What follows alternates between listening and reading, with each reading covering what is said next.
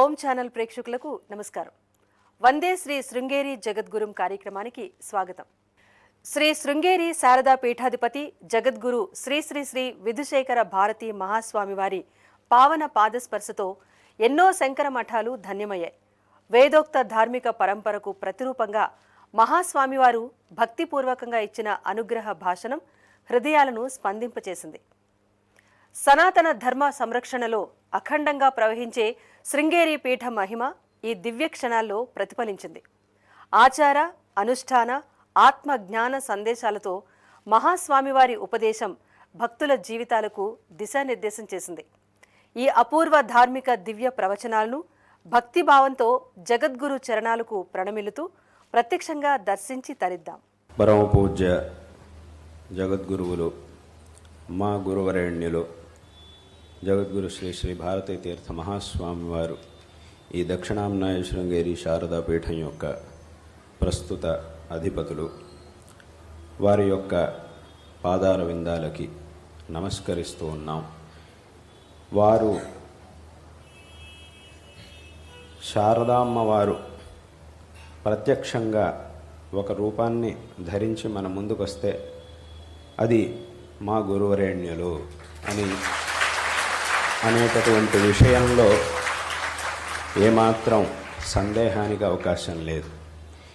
ఇదేదో మా గురువరేణ్యులు వారు కాబట్టి వారి గురించి మేము ఏదో ప్రశంసిస్తున్నట్టో అథవా వారిని పొగుడుతున్నందుకో ఆడినటువంటి మాట మాత్రమే కాదు, ఇది ఎంతోమందికి అనుభవంలో ఉన్నటువంటి విషయం.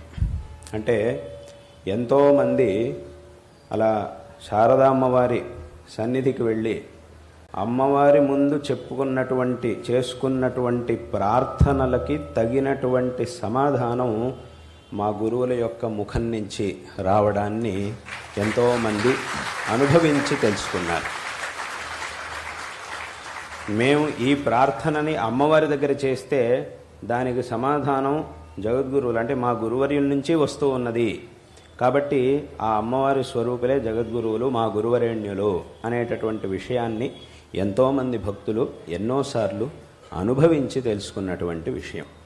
అటువంటి ఆ నడిచే శారదా స్వరూపులైనటువంటి మా గురువరేణ్యుల దర్శనాన్ని దాదాపుగా 20 సంవత్సరాల క్రితం మొట్టమొదట మేము చేసుకున్నది. శృంగేరిలో ఒక విశేషమైనటువంటి కార్యక్రమాలు జరిగినప్పుడు ఆ కార్యక్రమాల కోసం మేము అక్కడికి వెళ్ళడం జరిగింది.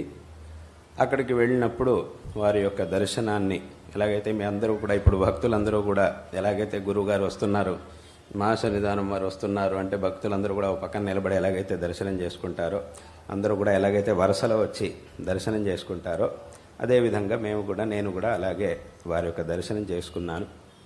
అయితే మనల్ని అనుగ్రహించేటటువంటి వాళ్ళు, మనకి సంబంధించినటువంటి వాళ్ళు, ఏదో ఒక రకంగా మనకి సంబంధించినటువంటి వాళ్ళు ఉన్నప్పుడు వాళ్ళ దగ్గరికి మనం వెళ్ళినప్పుడో అథవా వాళ్ళు మన దగ్గరికి వచ్చినప్పుడో ఏమవుతుంది అనంటే మిగతా వ్యక్తులందరినీ చూసినప్పుడు కలగనటువంటి ఒక ప్రేరణ, ఒక భావన మన మనస్సుకి కలుగుతుంది.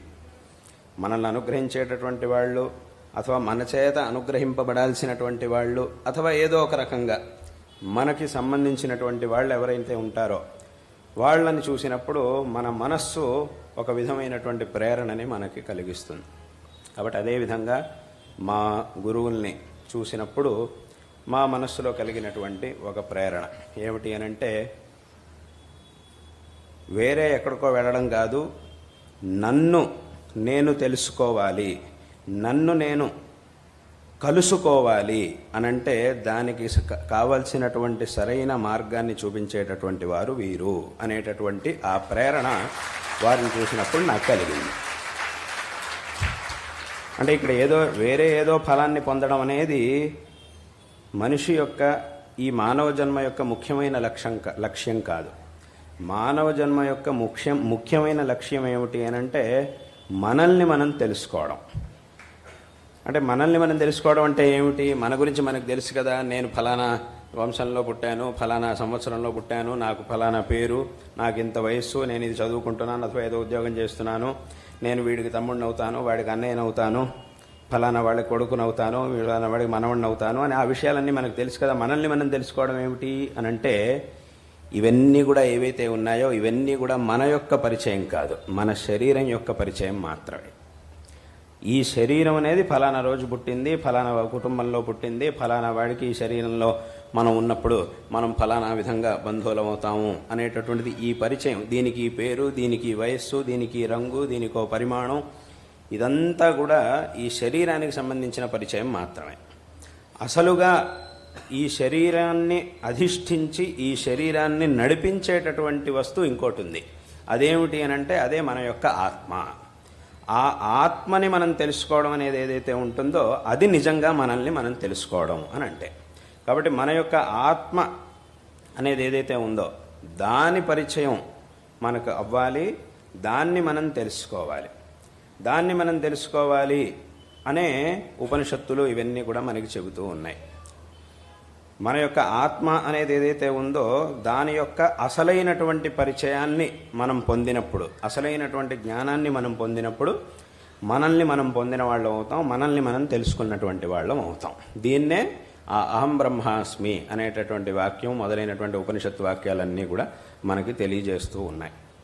కాబట్టి దాన్ని తప్ప ఇంకా దేన్ని ఇది నేను అని మనం భావించినా కూడా అదంతా కూడా మన పరిచయం అవ్వదు. నిజంగా మన యొక్క ఆత్మస్వరూపం ఏమిటి అనే దాన్ని తెలుసుకోవడమే ఈ జీవితం యొక్క లక్ష్యం. ఈ మనుష్య జన్మ అనేటటువంటి దాని యొక్క లక్ష్యమే ఇది.